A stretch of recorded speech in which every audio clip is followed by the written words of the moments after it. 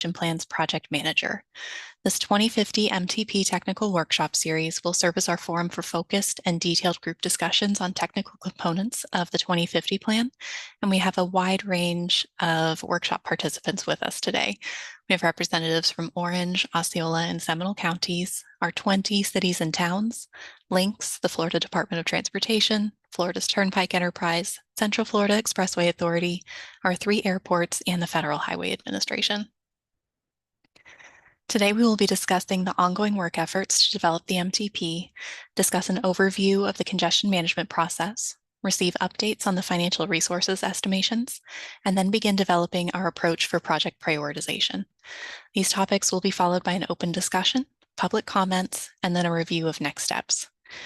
Now, as we're going through this agenda overview, I'm seeing a lot more people signing into the meeting today. So with that, I will ask that if you have any questions, please type them into the Q&A box at the bottom of your Zoom screen. We will be pausing periodically throughout the presentation to answer questions from the Q&A box. And if you would prefer to ask your question aloud, please use the raise your hand button, which is also located at the bottom of your Zoom screen, to let our team know. We will answer these questions as time permits, either during our brief pauses between agenda sections or during our open discussion period towards the end of the meeting. I thank you in advance for your understanding. So without further ado, let's start with our updates. Now, since our last meeting, we have wrapped up 3 review processes and are in the process of making final revisions to each of these different reports, including the proposed indicators to measure progress towards achieving the MTP's goals and objectives, the Drivers of Change report and finalizing that content, as well as our Regional Vision Zero action plan. Thank you to all of you for your feedback as we have developed these documents over the past several months, or in the terms of the Vision Zero action plan, the past year. Each of these documents are still available on our website in draft form and will be replaced with the final revised versions in the coming weeks. Then we have several other ongoing technical efforts, including continued coordination with FDOT's Central Florida Regional Planning Model Team. We have just initiated a follow-up review on the base year socioeconomic data to compare this revised version against the original comments that we submitted not too long ago. We were expecting to do a similar follow-up review for the horizon year data for 2050 as well once it's available. And then following up on our freight discussion at the last meeting, we have conducted both industry and public agency roundtable events. Another thank you to those who are able to participate. And we have developed a methodological framework for the freight network classification. Next steps for this task include developing the regional freight network itself, as well as including needs, challenges, and strategies for the MTP. In terms of our health work, to date, the team has completed the literature review and regional health mapping of 6 chronic diseases within our area that are highly correlated with the built environment. The team has also conducted 2 stakeholder meetings with health stakeholders throughout the region, with a 3rd stakeholder meeting to be conducted this fall to review potential recommendations for this particular element. Our team is also actively evaluating strategies and actions curated for our 2050 MTP's development and plan. The housing element of the MTP is progressing at a similar pace, with the literature review complete and stakeholder interviews underway to help refine the strategies and recommendations for incorporating housing into long-range transportation planning. The environmental and resilience planning areas, as we've talked about in brief at prior meetings, are intended to inform the planning process as to how we can mitigate impacts of transportation on the environment, which is the environmental task listed first on this slide, but also to look at the reverse relationship about how the environment could potentially impact our transportation system, which is the resilience task. The existing conditions for both of these 2 tasks are complete, and both are preparing for stakeholder interviews at this time. More information about these topics, along with the health and housing elements, will be presented in the coming months at future technical workshops. And then our needs assessment is well underway, with the first state highway system needs review with our local agencies wrapping up tomorrow. Our next step will be to review the off-system needs assessment, which will begin in the coming weeks. We will be using a similar approach as was done with the state highway system, in that we will consolidate the 2045 MTP needs lists together and then update them with the completed 2050 needs assessments that have been completed over the past several months. This includes the Transportation Systems Management and Operations, or TSMO, as well as active transportation plans.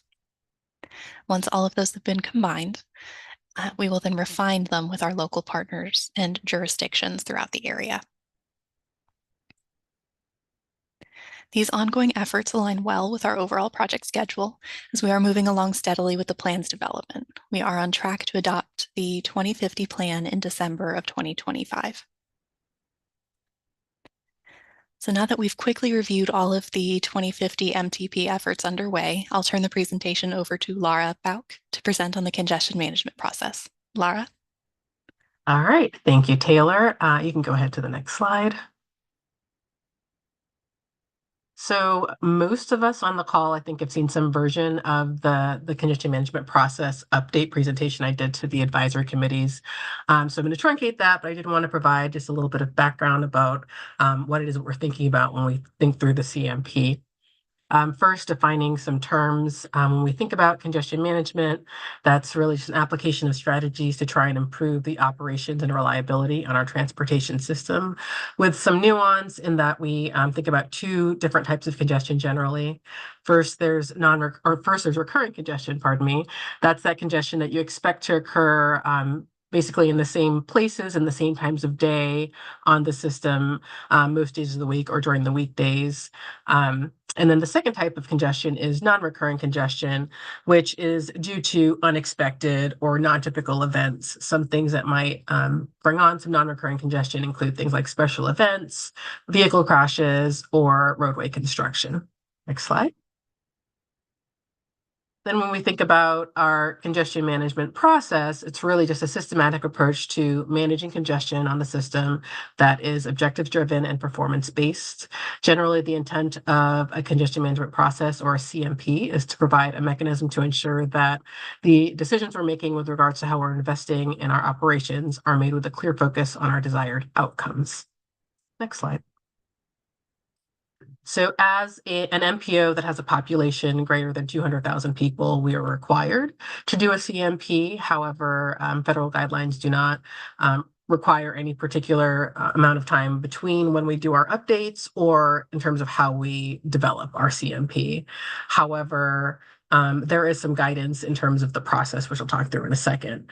We tend to do our CMP updates every 5 years, generally in line with when we do our long-range planning update. And that allows us to both make sure that the goals and objectives that are identified as part of the long-range planning are really informing how we think about congestion management and operations. And then on the back end, it allows the strategies that are recommended through the CMP to be considered for inclusion in the MTP. There's no requirement that the strategies that come out of the CMP be incorporated, but it does give us that option. And then in terms of the process to developing the CMP, as I noted, FHWA has some guidance that we tend to follow. That's sort of shown in the graphic on this slide. First, we go through and develop our congestion management goals and objectives. Then we define what our area of application and our system network is going to be. For our CMP, it's generally just the 3-county network and our federal aid system. Then we develop our performance measures and identify targets. From there, we identify strategies that we think are going to help us get to those targets that we've identified. And then we develop some sort of monitoring strategy. Next slide.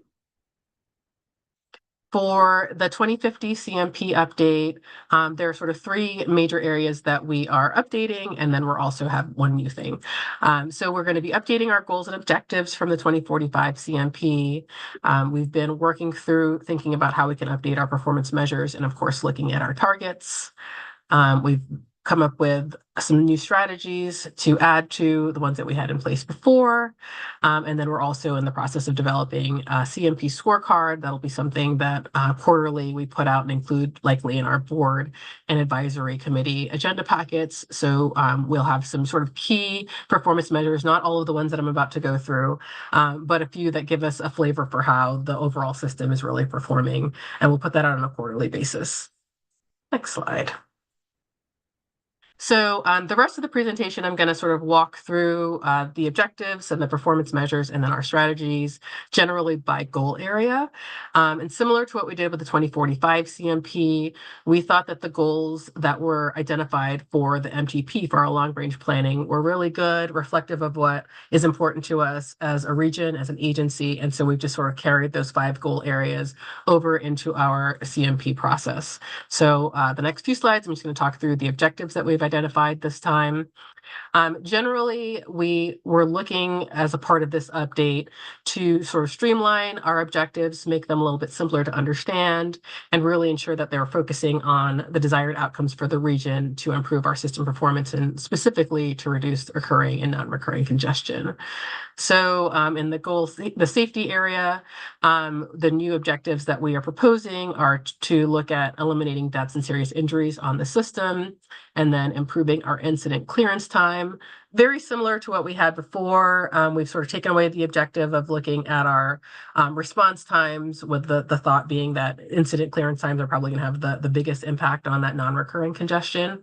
And then with respect to the crashes that we're tracking, as opposed to tracking all crashes, we're going to be sort of tracking death and serious injury crashes. Many of you on the call have been involved in our Vision Zero planning, and those crashes do take longer to clear. So that's why we've sort of pivoted on that objective.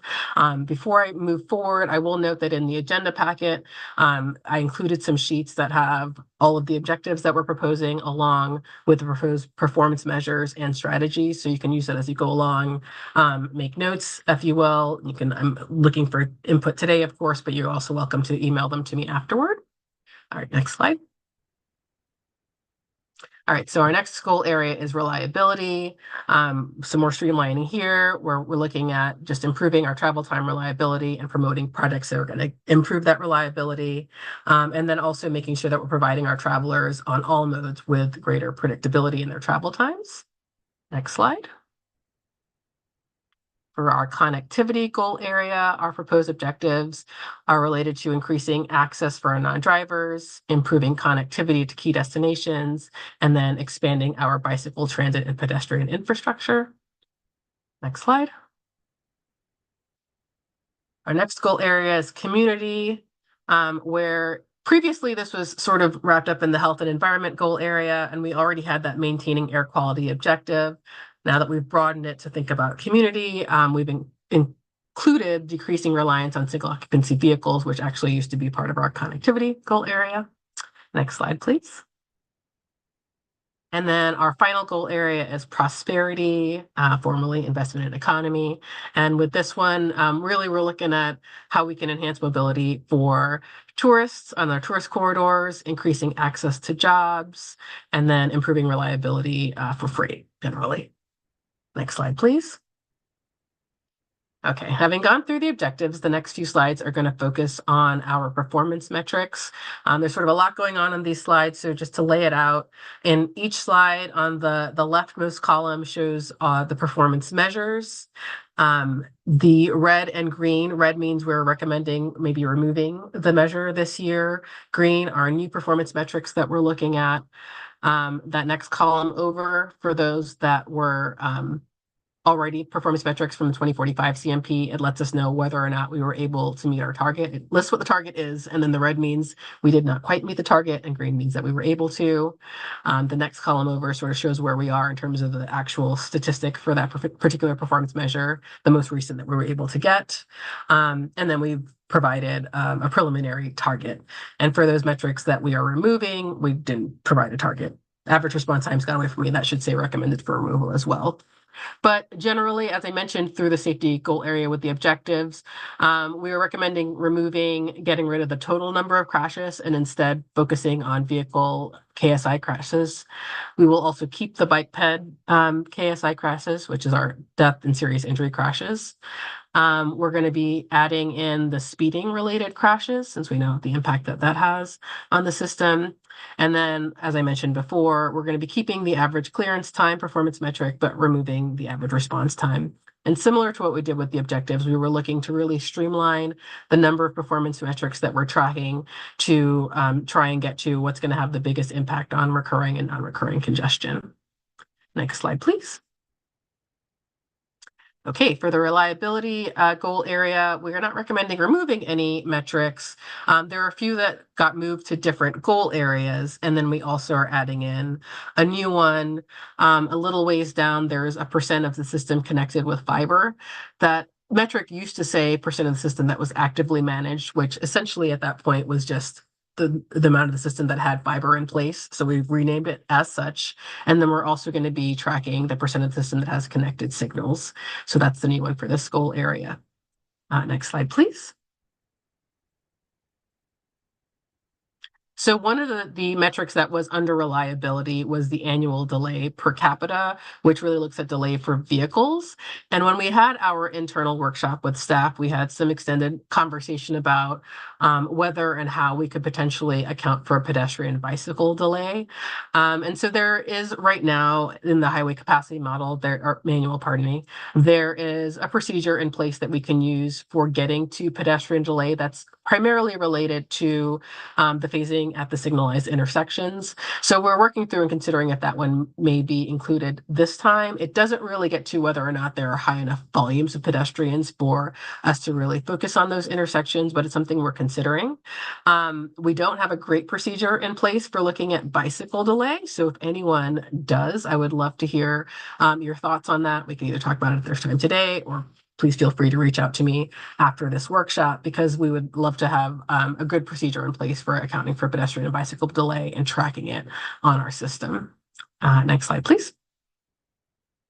Moving on to the connectivity goal area, we have quite a few in this goal area. And so previously in the 2045 CMP, we had 5 or 6 metrics that looked at various aspects of availability of transit. The idea behind connectivity being that if we can provide good connectivity and good accessibility on all modes, perhaps there will be some changes in mode share and some people thinking about using different modes besides single occupant vehicles. And so that was why there was so much focus on the amount of transit usage that was going on, but we've tried to pare that down a little bit, and we'll be focusing on the annual unlinked trips moving forward. And you can see some of the ones that we're recommending removing. We also will be continuing to look at transit frequency. On the vehicle side, we'll be looking at daily VMT, and then the percent of commutes that are using non-SOV modes. Next slide, please. And then thinking about accessibility, we also look at the percent of the population and jobs that are within a half mile of frequent transit, which for our purposes is 30 minutes or better frequency. And then the percent of the population that's within a 10-minute walk or bike ride of essential services. Next slide. For our community goal area, we added a few new performance metrics. We kept air quality index, that'll continue forward. Then we'll also be looking at the percent of commutes that are using those non-SOV modes, the miles of active transportation facilities, and then the rates of asthma, obesity, and diabetes. Next slide, please. And then finally, in our final goal area, are the metrics we're looking at under prosperity, include that annual delay per capita I mentioned before. We're going to be removing the percent of reliability on visitor emphasis corridors, with the thought there being that when you think about reliability, it's the idea that you're going to be able to make that trip that you do every day in about the same amount of time. And tourists probably generally are not worried about reliability, but they are worried about delay on their travel to whatever they're trying to do here in the region. So we'll be looking at delay on visitor corridors, and then also tracking median commute time and truck travel time reliability. Next slide, please.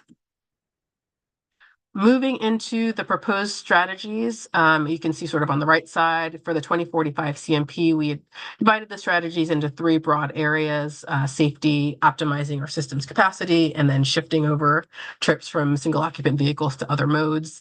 And we've added in some additional categories, and we're just sort of reshuffling the strategies, and we're adding a few new ones in. So I'll just go through these in turn now. Next slide, please.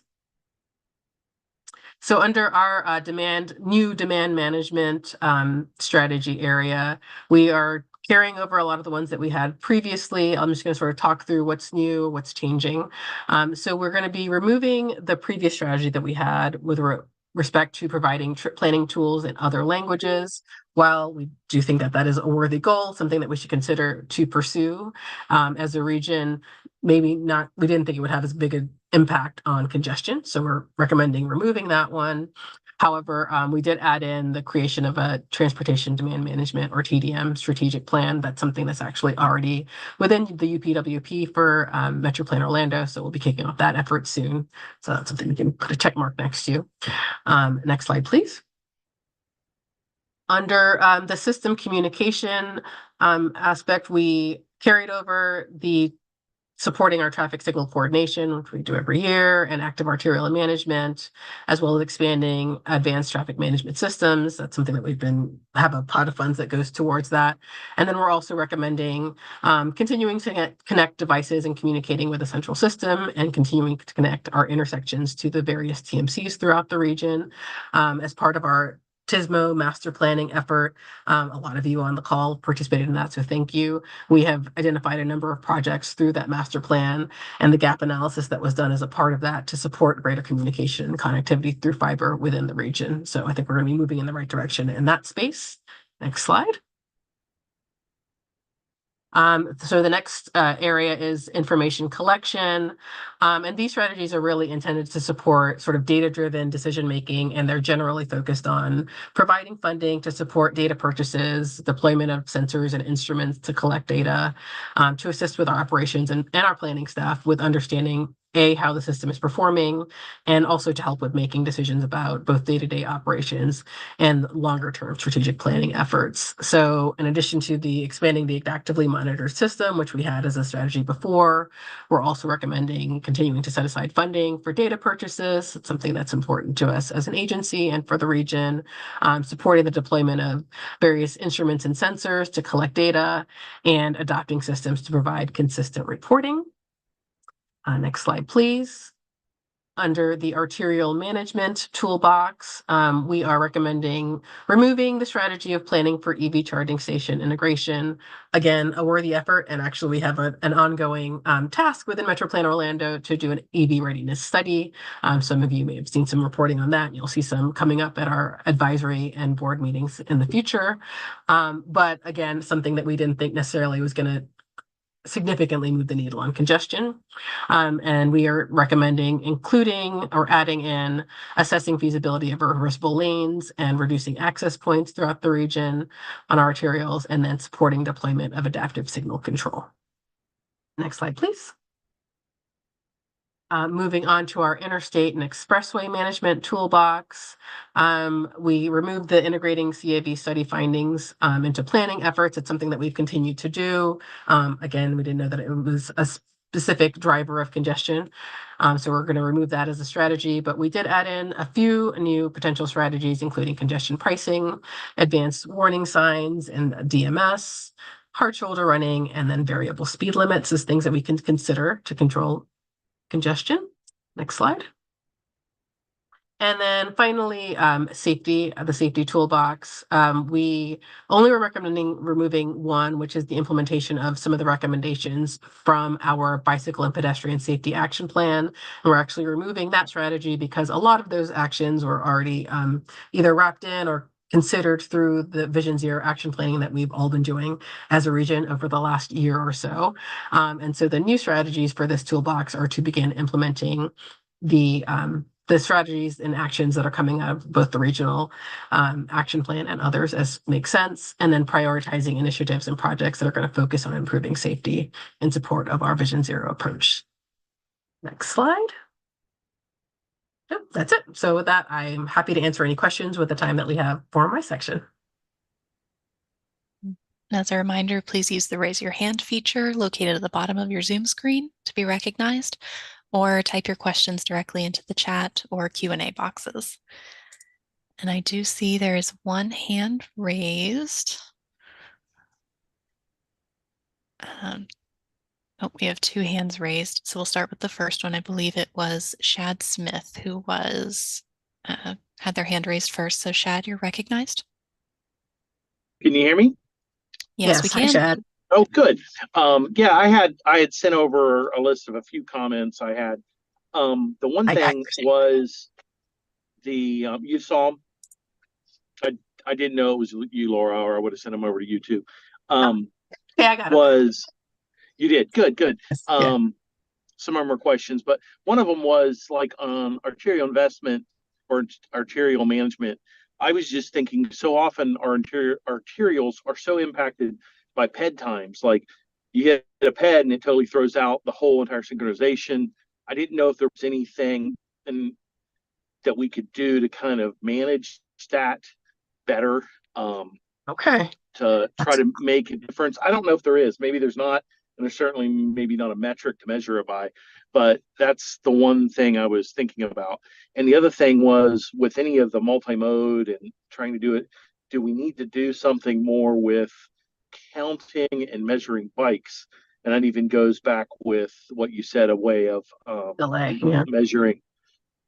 measuring, the level of service of bikes, or you Right. said a different term. And that might help, because if we had more information, more data, then we could go, Exactly. okay, this is the data that then can cause us to be able to track that better, and have a better metric to score it by. So those are just a couple of the things I was kind of thinking about. I had some others, and you can get back with me on those, but those were two of them that I was kind of thinking about, and I just kind of wanted to bring it up. So Yeah, that's very helpful. Yeah, I got those your time. earlier today, so I will circle back with you on some of them. But I think those are great additions. So if Okay, we can good, come good. up Yeah, on the performance just metric side specifically, if we can come up with a way that we can get to the data sort of easily and replicate that every time, quarterly when we're trying to update the CMP, that's really the what we look for when we're looking for a performance metric. The data is readily available. So right. I love the idea. So we'll just have to look into whether or not we can get to it. But I'll circle back with you. Okay, yeah, let me know. Thank you. Okay, and then a few questions have come in through the chat, but I think it was Laura Hardwick's hand that was up next. So Laura, you're recognized. Hello, just a couple quick questions and comments. On the crash metrics, I wanted to bring this up because I was on a recent call with Smart Growth America. They were going through their dangerous by design stuff with the technical assistance group they put together. And they highlighted Florida as an interesting place where our goal continues to be 0 for fatalities. And not necessarily showing progress towards that. And I guess just trying to explain their thought process as why that was weird to them, is that our goal, we're not expecting to get to 0 next year. Right. Or in 2029, which is the metric in here. So I was curious if the team considered sort of a gradual goal for the KSI for this plan, or if there's sort of a ideology that we just want to keep 0 as a goal no matter what. That's a good point. And the for the 2045 CMP, we set the goal of 0 sort of to be in concert with what FDOT was doing. They'd set the 0 goal, and so we sort of carried it through. I'll have to take that back internally, but now we have, we've defined sort of a goal year for getting to 0 through our regional plan. And so, maybe there's like a straight line for where we might be able to get to in 5 years. So that's a good thought. Let me take that back and we'll chew on it. Yeah, and I'll be interested because the city is similar. We just said the goal is always 0, but when it comes to our planning and strategy documents, we know it's going to be a gradual step to get there. So if that's the place, if we're truly tracking our progress, maybe we're going to get more information when we're tracking progress to those incremental goals versus the vision 0. Then on that same one, you added speed-related crashes, but I didn't see if that was specifically KSI speed-related or if that's all crashes. That's a good point.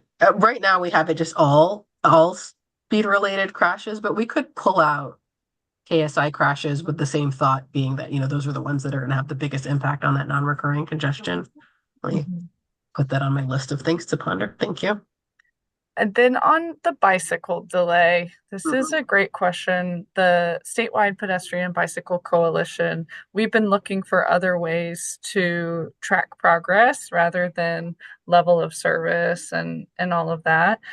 We haven't really dove into what tracking bicycle delay might look like. My initial thoughts are it probably depends on the type of bicycle facility. If you're expecting cyclists to be on the road, it might be a modified vehicular delay formula based on typical cycling speeds. But there's a lot of other factors like time to start up and time to stopping distance that are different. But if it's an off-street facility, like a multi-use path, you could just add the bicycle delay to the pedestrian, like use the pedestrian formula since they're going to be using the PED signals. But I also still think what the conversations at the statewide coalition and the Vision Zero area, we keep going back to level of traffic stress is a better measure because you're going to get that mode shift when you have lower stress facilities. So that's where we're at on that end. We haven't made any recommendations or tools for that one specifically. So maybe there's a whole other metric for you is All right. I may call you facilities about that one. All right. Thank you. yeah. And the final one was should be a pretty easy question. How are the transit trips tracked by the transit providers? Is it fare based or is it counted? I'm thinking especially with the new Sunrail payment system that gets rid of the tap on, tap off, how we're tracking our transit riders nowadays. I'm actually not sure what the answer is for Sunrail. You know, on Lynx buses, they have counters, but I'll have to ask someone, unless someone wants to raise their hand and knows the answer here. But I'm not sure off the top of my head how we track on Sunrail now that Okay. we've gone from tap on, tap off, but I'll find out for you. Yeah. All right. That's all I All have. right. Thank you. I'm not seeing any new hands to answer that question, Laura. But I do see two other hands raised. I think we'll only have time to get to one of them right now. The other we'll have to save for a little bit later in the meeting. But Arturo Perez, you had your hand raised next and you're recognized.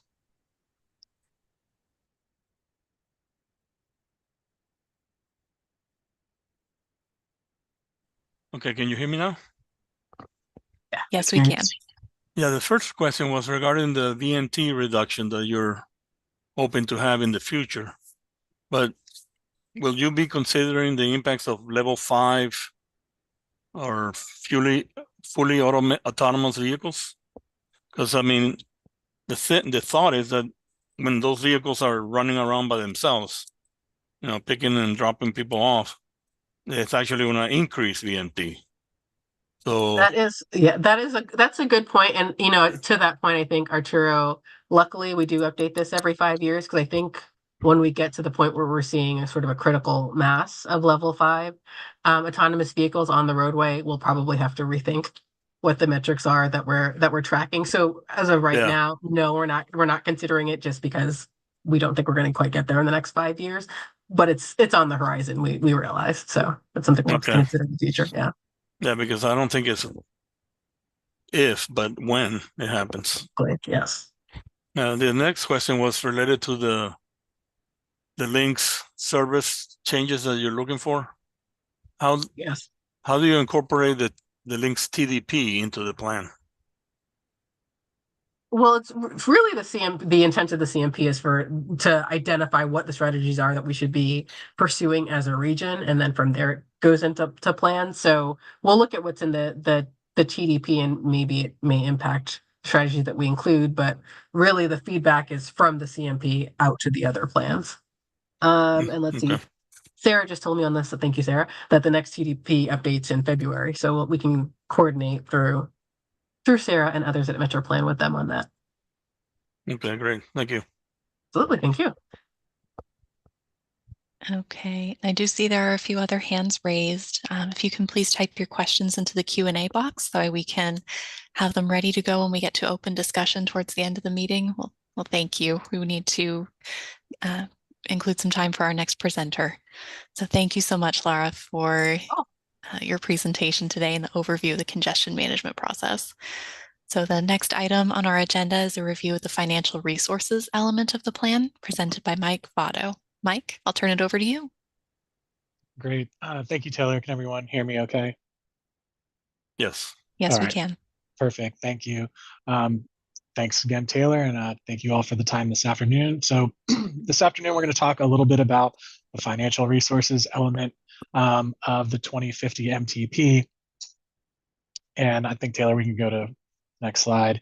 What we wanted to begin with is why why financial resources and the revenue forecast are important to the development of the MTP. So this helps guide the development in that it provides an outline of funds that are available that can be reasonably expected through 2050 that are available to fund transportation improvements through that horizon. And so the MTP is required to be cost feasible and demonstrate fiscal constraint. So a lot of what we're undertaking is an accounting exercise and working to figure out what may be available through 2050, and in turn for subsequent steps in the MTP, in the development of the cost feasible plan, what can reasonably be done with the funding that is available. So that's a big part of our effort. And then in addition to that, we're going to be looking at identifying additional financing strategies above and beyond what is provided through FDOT's revenue forecast and other sources that we're already aware of. Next slide.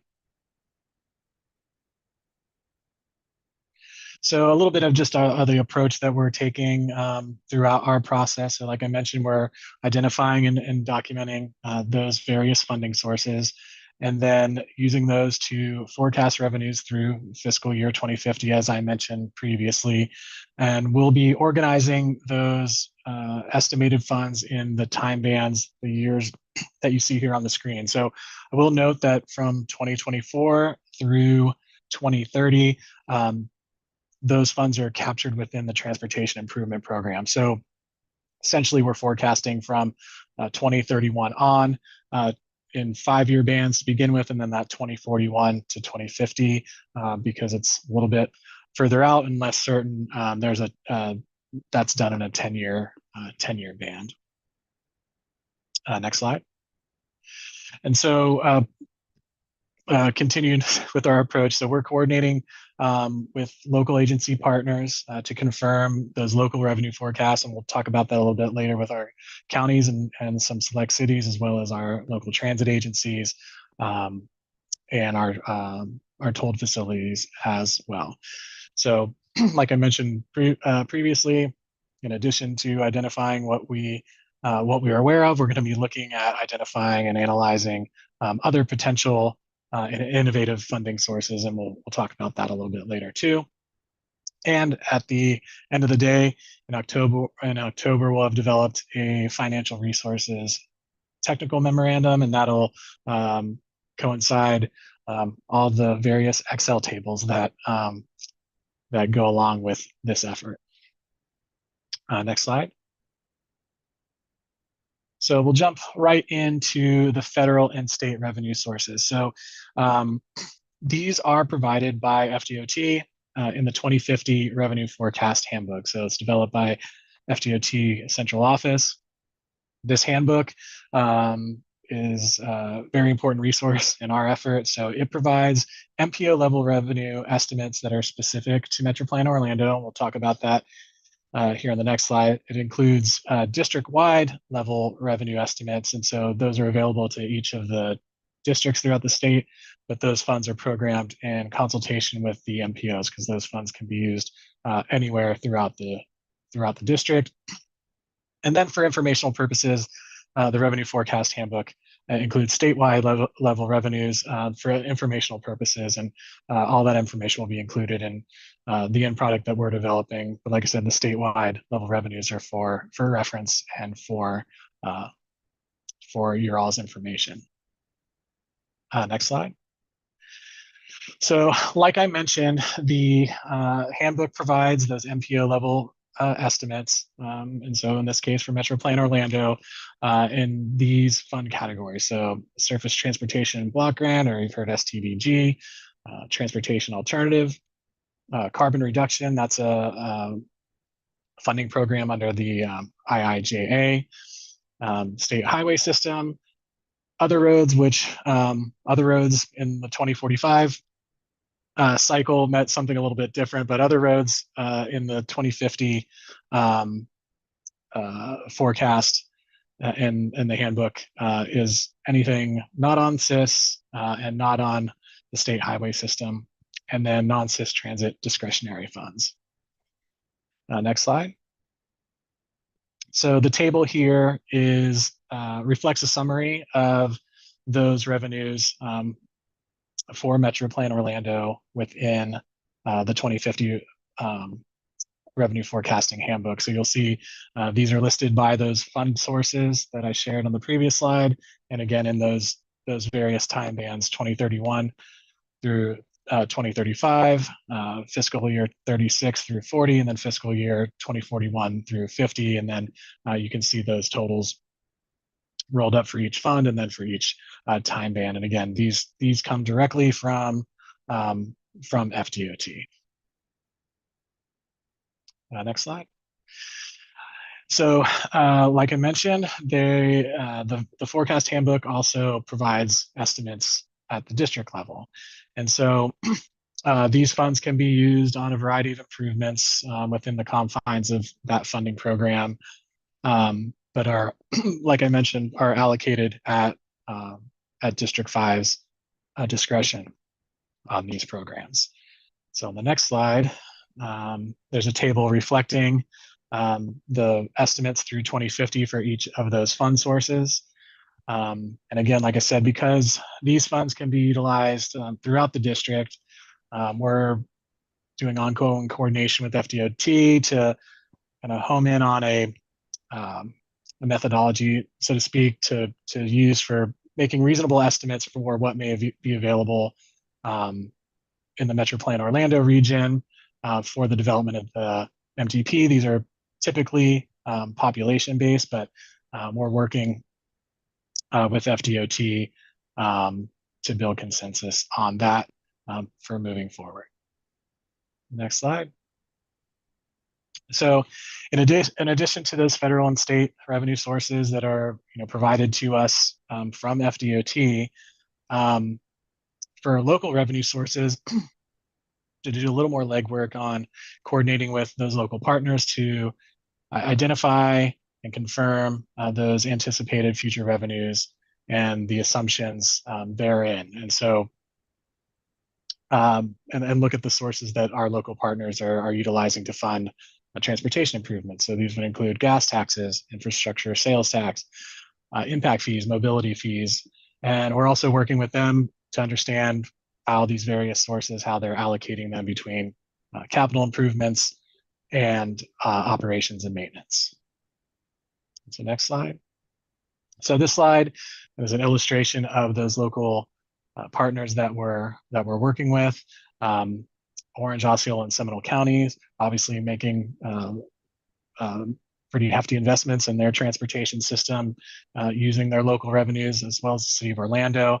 And so this MTP cycle, we're also including an analysis of some other select municipalities and their transportation revenues and developing a forecast for those. And so these will be provided as a reference. And we wanted to note that the cities identified here for this analysis were based on current investment of local funds on capacity improvements in the current TIP.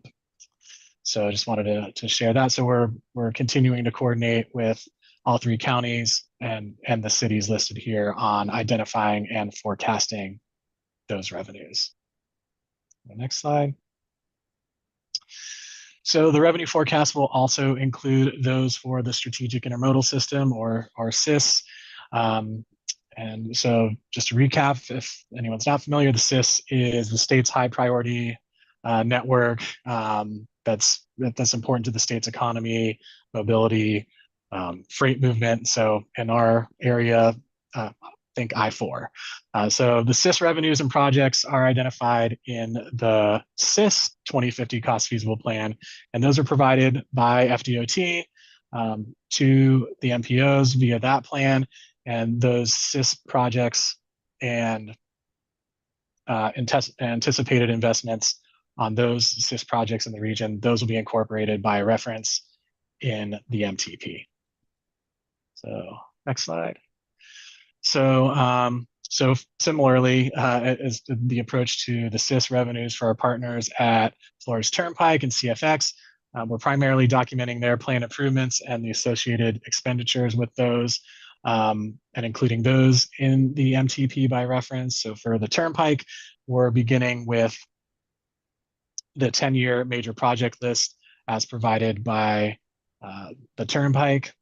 And we're also continuing to coordinate with CFX on the development of, or the inclusion rather, of their revenues and projects. And so that's considering the work plan, CFX, the most recent master plan, and coordination with staff. Next slide. So we're also identifying transit revenue sources. So working with our local transit partners on that. For links, the estimated revenue projections are typically based on the most recent TDP and the 10-year financial plan that's included therein. And we're coordinating with Link staff to verify and confirm and get their buy-in on those projections. We're also coordinating with Sunrail and the development of their estimated revenues, and a big part of that is the consideration of that transition to the local funding partners at the end of the year, and also considering the potential of the Sunshine Corridor in the future. So next slide. So those are all the sources that we're working to identify and work on those projections for. We did want to take a moment to talk about some of the kind of general global trends that are affecting funding that's available to fund transportation improvements here in our region. I would venture to say that may have heard a little bit about these, or probably experiencing the number one here, rising project costs in one way or another, with projects that you may be undertaking with your agencies. So with rising project costs, that can affect how many projects can be done or what the scope of those projects may entail. And then also on the horizon is understanding the impacts that EV and increased fuel efficiency on even gas-powered vehicles would have on a future gas tax revenues. And I would note these same trends for consistency's sake are noted in the Tracking the Trends memo that you all had heard about in a previous technical workshop, and those are noted in that documentation as well. So considering some of these trends and potential challenges on the horizon, as far as being able to fund what is needed in the region, it's also important to look at other sources that may be out there. So next slide. So like I mentioned, part of our effort is going to be identifying other sources to fund projects or supplement current funding that may be available. So that may be tolls, taxing districts, transportation sales tax, public-private partnerships, or discretionary funding opportunities and grants. And we'll talk about that a little bit on the next slide. So as part of our effort for the 2050 MTP, we're taking a more in-depth approach to identify and summarize and analyze discretionary funding programs that may be available to both MetroPlan Orlando and our local partner agencies to either fund or help to fund project needs. So our team in particular includes specialists in grant funding, and have brought them into this effort in particular to develop some additional documentation for this topic in the financial resources memo. So what you're seeing on screen here is rough draft of what we're putting together, but kind of gives you a sense of a matrix that will include these various funding programs, the available funding, what a cost share may be, when those cycles are, and then the project types that would be eligible for those funds. And we think we'll find not only for this process for the 2050 MTP, but could be utilized as a good resource for both MetroPlan and our local agencies as well as a reference. So next slide. So what's next in our process? So we'll be continuing to coordinate with our agency partners to finalize those forecasts and those associated figures. Some of you on this call may have heard from me already, and we'll continue to work with you on identifying those sources and getting your confirmation on those forecasts. So we'll be continuing to reach out to you all. We'll be diving into that narrative and the associated analysis of all these revenue sources and what's projected to be available by 2050. Those will be in that financial resources tech memo that I mentioned. And then the next MTP Technical Workshop on October 10th will also be providing another update to this group with some more of those final numbers and a summary of that documentation. And the final technical memorandum will be completed in October. So with that, that concludes my presentation. I appreciate your all's time this afternoon and the opportunity to share with you. And with that, we can open it up to any questions. Taylor. Okay, thank you so much, Mike. There were a few questions that have come in through the chat and the Q&A panel, so I'll read them out to you. The first is going back to your topics about local revenue sources. So what might be a good way to account for future developer funding of roadways within the agency's comprehensive plans through either developer or tri-party agreements? Is that something that's included under public-private participation, or is that another facet of the financial resources section? That's a good question, Josh. So I'm just reading it here again.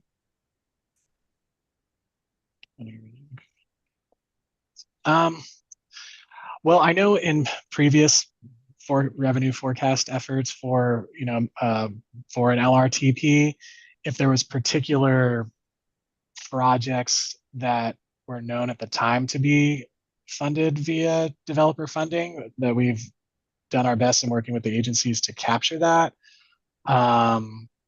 As far as accounting for that funding within the comp plan, I don't know. We might have to discuss that separately. So sorry, Josh, not to kick that down the road, but well, there is a second location. So if we're talking in general about the amount of funding potentially available, that's the financial resources discussion. But if we're talking about specific projects that are being highlighted as opportunities for those partnerships, where they are anticipated to either be locally funded or funded through some other opportunity, then what's been included as part of the Metropolitan Transportation Plan in the past, and we're anticipating to move forward with, are the locally funded projects tables. So that's an informational list of the projects that are anticipated to be funded through these other means outside of MetroPlan Orlando funds. So Joshua, that may be addressing your question, but it's something that we can follow up on after the meeting as well. And Alex, I see that you'd like to chime in on that one too. Go right ahead. Yeah. Just to add as another place where we've accounted for developer-funded projects in past plans is in our cost feasible tables. Taylor mentioned the locally funded projects section, but we can also notate those projects, and as long as you have a developer agreement in place, we can document those projects as committed based on the agreements that you have. It wouldn't draw from the local funds per se, but it would be documented as cost feasible based on the developer agreement.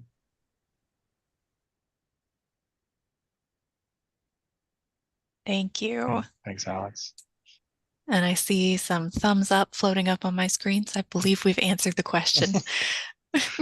They're floating All thumbs right. up. Yeah, okay. We'll take it. So then a second question that came in was actually from a public attendee. So Mike, when you were referring to some of the counties and cities that we're referencing and working on projections with Orange, Osceola, and Seminole counties, and then our 4 cities, what about the cities that aren't listed?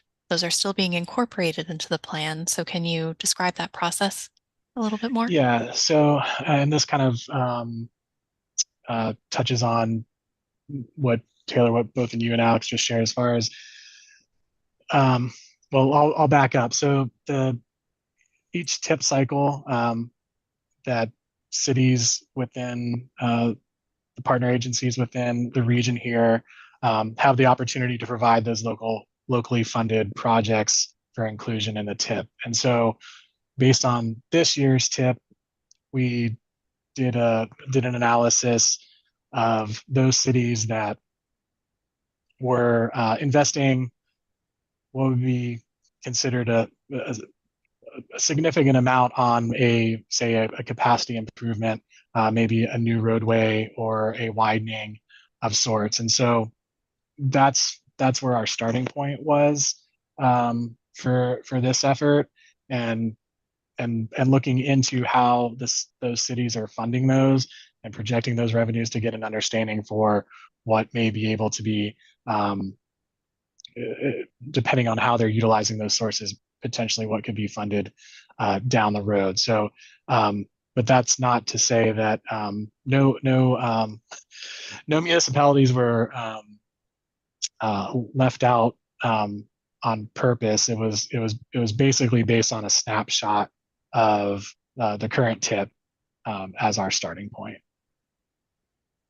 Thank you for that clarification. Yeah. And one other question came in through the Q&A pod. So this one's from Arturo Perez. Are you considering potential revenues from the local option gas tax the counties can add to the highest possible level or highest potential level? There we go.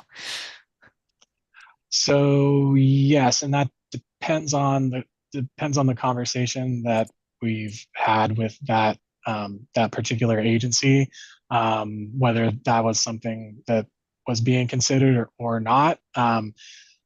So, for example, an approach that has been taken and will likely we'll see here again for this MTP is having like say 2 tables that reflect 2 different scenarios. So kind of baseline in this example, a county utilizing the funding sources that the gas taxes that they're collecting here at this time and projecting that forward as if nothing changed. But then also trying to get a sense for, do you anticipate pursuing that other local option tax? And then if so, developing a parallel table saying, if County X decides to do this, or then these would be the revenues potentially available. So, short answer, yes, we are considering that. Some of it's just based on the coordination with those respective agencies. Thank you, Mike. Alex, I see you'd like to add something as well. Go right ahead. Yeah, just to add to Mike's comments there, I think a really important distinction to our financial resource estimations is if the revenues from those tax mechanisms, like the different gas taxes, if they're being utilized for the resurfacing program or other maintenance programs, we account for them, but we don't include them in our financial resources tables to make sure that we're not overcounting or overestimating revenues. So the revenues that we're accounting for are for capital projects. Because oftentimes, our local governments are utilizing the gas tax for resurfacing and other other rehabilitation programs.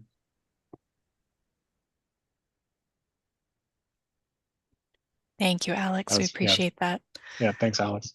Then I do see a couple other questions came through on the chat. Unfortunately, we're going to have to save those for our open discussion period. So Mike, if you want to prepare your answers for that, we will move on to our next topic for the presentation. So thank you, Sure. Mike. Thank you. Appreciate it. Thanks. And again, thank you everyone for your patience as we try and answer as many questions as we can as we're going throughout the presentation. So our next topic for today and last one for today is an introduction to the prioritization methodology that will be developed for the 2050 plan. So this one you have me as your presenter. So we'll just dive right in. So the purpose of prioritization in the long-range planning process is to help identify, select, and fund projects which best address regional transportation goals and objectives. The process will use performance planning with a combination of both quantitative and qualitative measures to prioritize our multimodal project needs throughout the region. Now, once developed, the prioritization methodology will be applied to the projects recommended from the needs assessments, which we talked about way back at the beginning of this meeting. It's currently underway. And this will also directly inform the development of our cost feasible plan for 2050.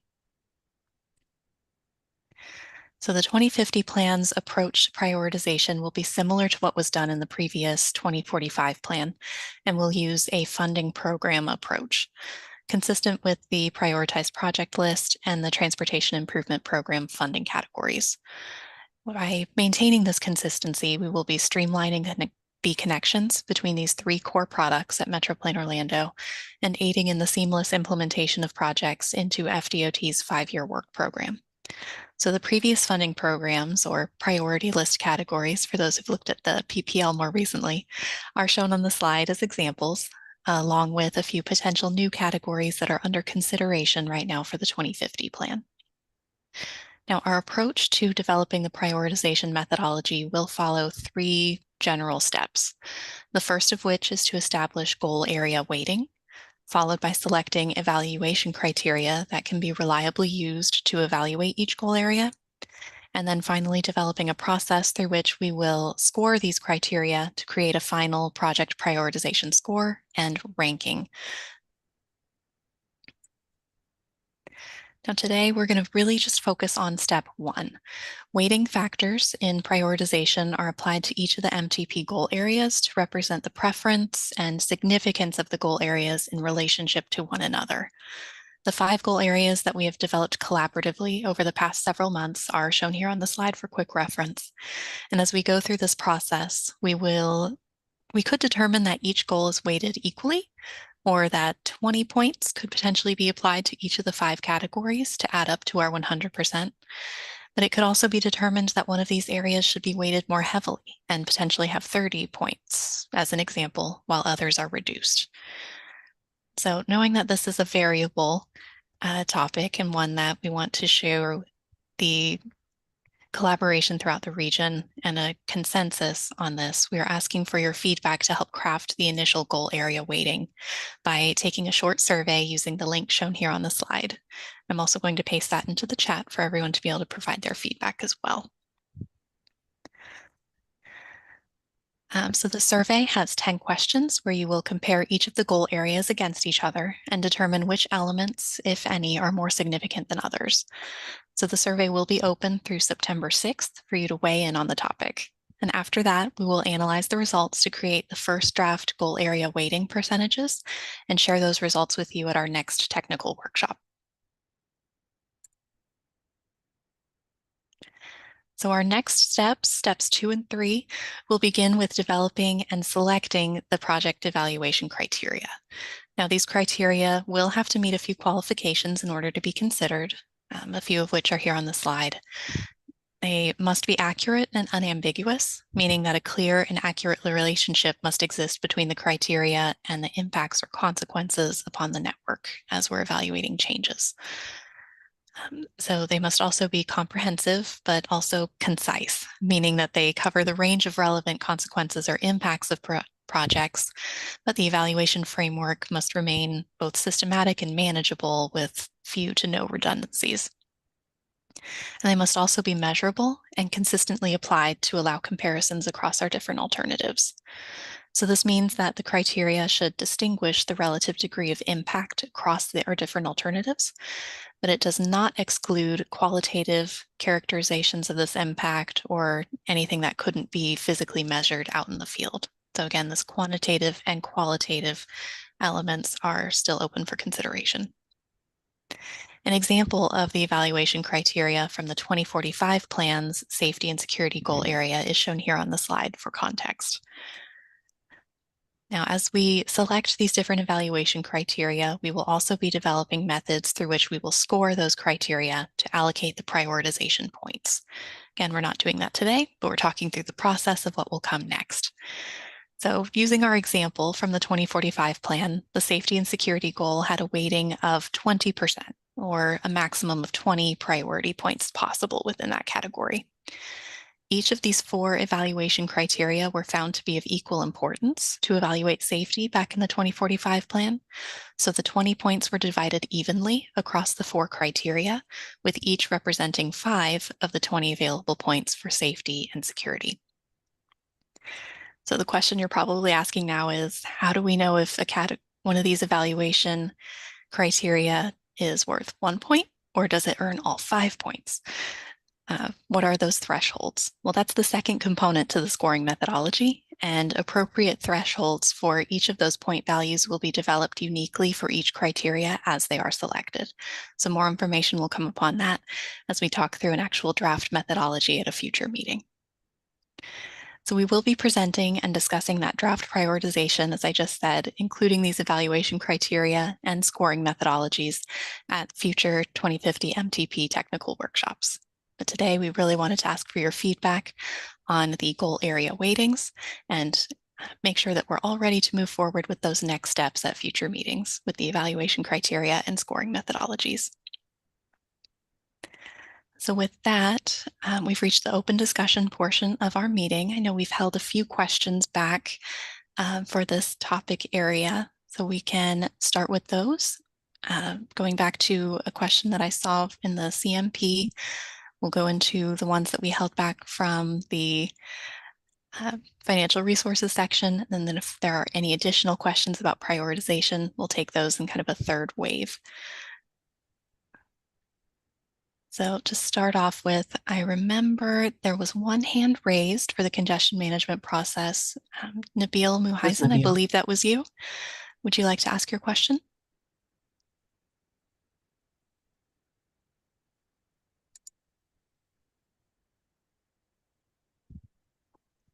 Or maybe we'll circle back to Nabil.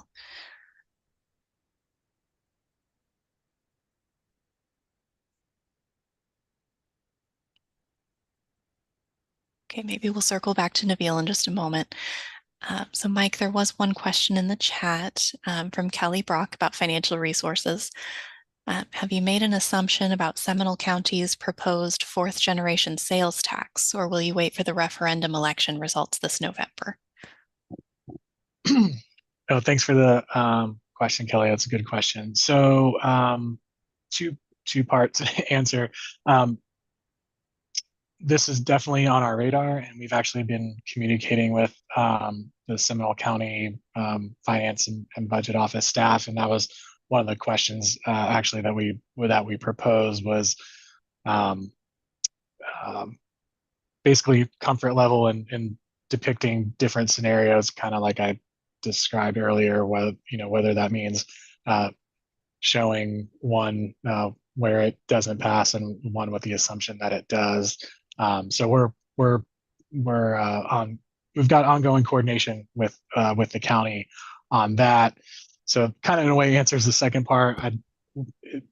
There probably is some flexibility to update some things after, but for our efforts, because we're completing this before the election, it would likely be showing like two different scenarios, or if the county staff that we're coordinating with rather feels comfortable showing the assumption that it does, then we may go that route. But we're working through that with the county and whatever they're comfortable with. Thank you so much, Mike. And Nabil, I'll come back to you. Did you want to ask your question from earlier? Or were there any additional questions about the CMP, financial resources, or the prioritization approach?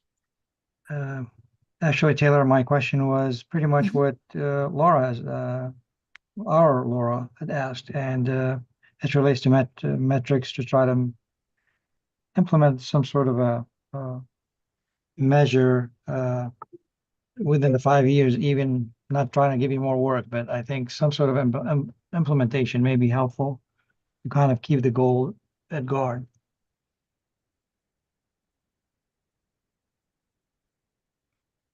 Okay, so that's referring to the safety statistics, crashes, KSIs.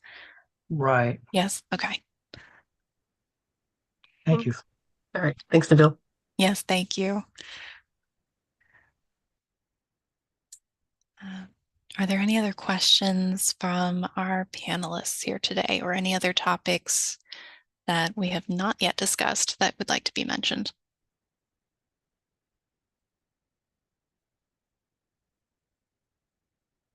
Or do we have a quiet group today? Okay, well, seeing none in the chat or the Q&A panel or any additional hands raised, we'll go ahead and open it up for public comment. So if there are any members of the public who wish to make a comment, please use the raise your hand feature in Zoom or dial *9 on your keypad if you've dialed in by phone. After you are recognized, please state your name and address and give your comment within 2 minutes. You may also type your comments into the Q&A box or email them after this meeting to mtp@metroplanorlando.gov.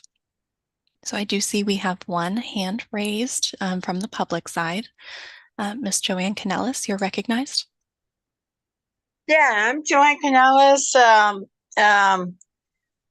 My house address is 324 Claremont Avenue, Lake Mary, Florida, 32746.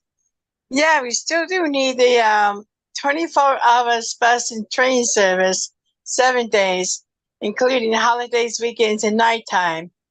Every 15 minutes for everybody, everyone. And we need the bus stop over there. We need a bus over at South Country Club Road in Lake Mary, Florida. And, between the Seminole Counties to the train station, you know where that is. And we need that bus stop right here, just like I mentioned earlier. And that's for by the lake. Is like Estella Road.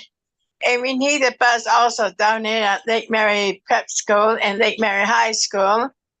And we need a bus over at the Oviedo as well. We got the bus stop over there already for the,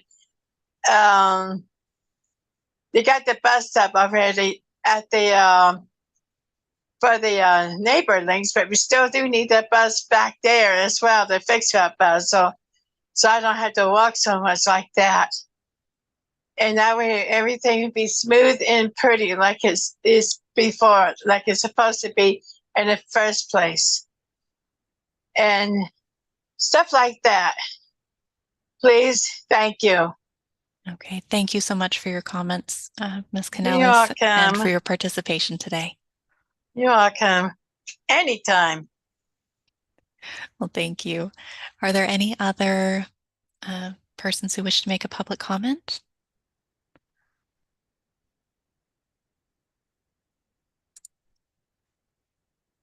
Okay, I'm not seeing any other hands raised. So with that, we can move into the closing of our meeting today. So really wrapping things up, there are a few next steps and action items that we've talked about today, but are summarized here for easy reference. The first being that the local jurisdiction feedback on the draft state highway system needs assessment is due tomorrow. So if your agency has any last-minute questions before you submit your feedback, our team is holding virtual drop-in office hours this afternoon to be able to assist you. The login information for the office hours session was included in an email sent to you earlier this week, and it's also available on our website. If you need that now, please put a quick message in the chat and we'll do what we can to get that link included for you as well. So also, local agencies will be receiving an email in the near future to proactively schedule meetings to discuss the off-system needs assessment, so the rest of the network. We know that our calendars fill up quickly, so please help us to proactively reserve time for this very important discussion.